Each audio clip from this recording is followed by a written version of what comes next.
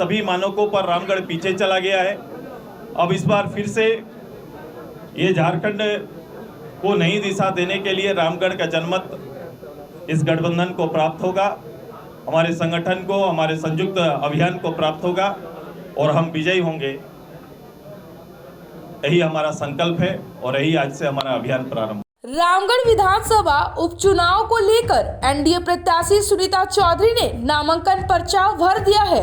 इस दौरान उनके पति सांसद चंद्र प्रकाश चौधरी, आजसू सुप्रीमो सुदेश महतो, गोमिया विधायक लंबोदर महतो, रांची विधायक सीपी सिंह, काके विधायक समरीलाल, मांडू विधायक जेपी पटेल सहित सैकड़ों आजसू भाजपा कार्यकर्ता मौजूद रहे।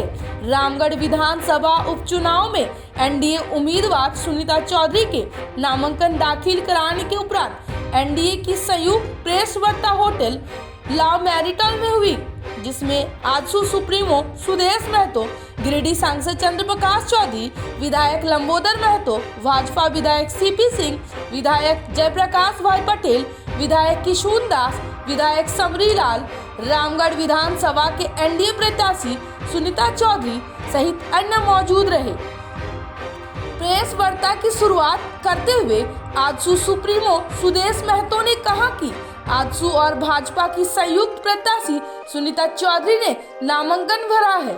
यह उपचुनाव महत्वपूर्ण है, इसलिए हमने राज्य की वर्तमान स्थिति और जन भावनाओं को देखते हुए यह चुनाव लड़ने का फैसला लिया है। इस उपचुनाव में राज्य सरकार के 3 वर्ष में की गई वादा खिलाफी, लूट और भ्रष्टाचार के खिलाफ जनता राज्य सरकार को दबाव देगी। उन्होंने कहा कि यह चुनाव सिर्फ रामगढ़ का ही नहीं बल्कि पूरे झारखंड का है। 3 वर्ष पूर्व रामगढ़ हर रिपोर्ट में अव्वल कर रहा करता था, आज कहीं ना कहीं फिसड़ी है। रामगढ़ के विकास के आंकड़े पीछे चले गए।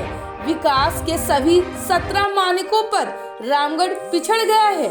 विकास और बदलाव के लिए उपचुनाव में रामगढ़ के जनमत हमें प्राप्त होगा और हम विजयी होंगे। वही प्रेस कॉन्फ्रेंस को संबोधित करते हुए रांची विधानसभा के भाजपा विधायक सीपी सिंह ने कहा कि हम मिलकर चुनाव लड़ रहे हैं। सुनीता चौधरी शिक्षित महिला है, उन्हें जीत अवश्य मिलेगी। उन्होंने कहा कि रामगढ़ में हमारी चंद्र प्रकाश चौधरी ने गांव-गांव का जितना विकास किया है, कोई इसकी कल्पना भी नहीं कर सकता। हम लोग जब यह देखते हैं तो लगता है हमें भी ऐसा करना चाहिए। इनके काम का प्रतिफल चुनाव में निश्चित रूप से मिलेगी। सीपी सिंह ने कहा कि पिछली विधानसभा चुनाव में भाजपा और आजसू ने अलग अलग चुनाव लड़ा था, जिसका फायदा कांग्रेस को मिला था। इस बार साथ लड़ रहे हैं, जीत अवश्य होगी। एक सवाल के जवाब में उन्होंने कहा कि हम लोग जय श्री राम का नारा भी लगाएंगे और हर हर महादेव का भी नारा लगाएंगे। भारत देश में नारा नहीं लगाएंगे तो कहाँ लगाएंगे। उपचुनाव पर आजसू पार्टी भारतीय जनता पार्टी के संयुक्त उम्मीदवार के रूप में श्रीमती सुनीता चौधरी जी ने आज नामांकन भरा है। हम सभी इस उपचुनाव के महत्व को समझते हुए इस राज्य के वर्तमान हालात और वर्तमान राजनीतिक स्थिति की पूर्णतः समीक्षा और जनसंवाद के बाद ये उपचुनाव काफी महत्वपूर्ण है और हम सभी लोगों ने राज्य की भावना को इस उपचुनाव में केंद्रित करते हुए इस चुनाव को लड़ने का निर्णय लिया है। ये उपचुनाव 3 वर्ष के राज्य सरकार के वादा खिलाफी, भ्रष्टाचार,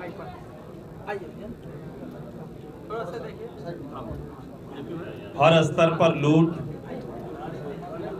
और जिम्मेदार व्यक्ति का झूठ के खिलाफ में झारखंड जैसे प्रदेश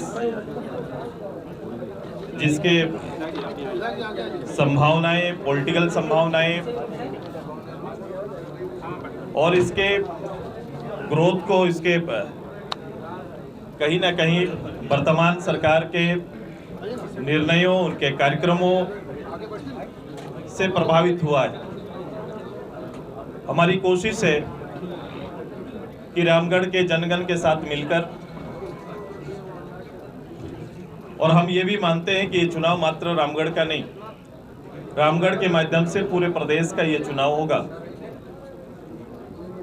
और पूरे प्रदेश के वर्तमान भावनाओं पर रामगढ़ के जनमानस के साथ मिलकर इस सरकार को वोट के माध्यम से जवाब देने का आह्वान हम लोग करेंगे और कार्यक्रम आगे चलाएंगे। इस सरकार के 3 साल के अंदर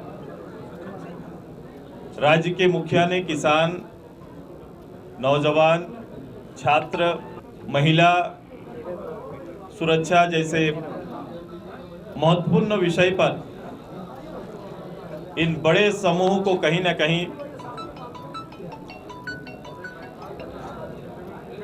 पीछे ढकेलने का, छात्रों के जीवन के साथ खिलवाड़, युवाओं के भविष्य के साथ खिलवाड़, महिलाओं की घटनाओं को आप लगातार देख रहे हैं कि भारत के मानचित्र में सबसे ज़्यादा घटना महिला उत्पीड़न का अपने प्रदेश में इस सरकार के नेतृत्व में,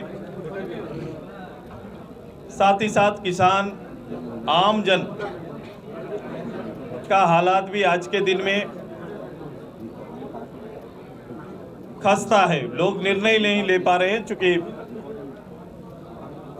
इनके भ्रम में 2019 के चुनाव में इस सरकार के वायदे भ्रम के रूप में आए और कहीं ना कहीं भ्रमित करके जो जनादेश प्राप्त किया था, झूठ के बुनियाद पर जो जनादेश था, आज कहीं ना कहीं 3 साल के अंदर दर लोगों के, आम जन के, आम मतदाताओं के समझ